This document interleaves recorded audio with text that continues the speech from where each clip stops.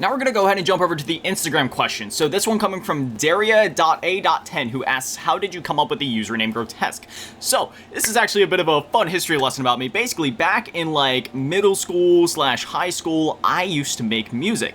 And during that time, that was, obviously like, during middle school and stuff, I was very pessimistic and angry at the world, and I hated myself and I hated everything. So I felt like I was so grotesque. Like seriously, that's where the name came from. I also just always thought that name was really cool, because I remember in the Slipknot song Sick, at the one part he says like, I'm leaving you grotesque, and I was like, I had to do a Google search for that word when I first heard that song. I was like, what the hell does that mean?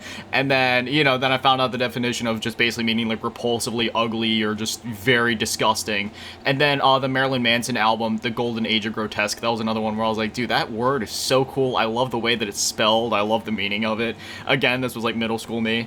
So then it just kind of stuck. I even had like a necklace for a while that literally had grotesque on it. Unfortunately, I had to throw it away like a week ago because it started rusting, so I didn't want to get like tetanus or whatever it's called from wearing it. But yeah, that was pretty cool. So that's how I got the name. And then by the time that I created this YouTube channel, I was actually still making music.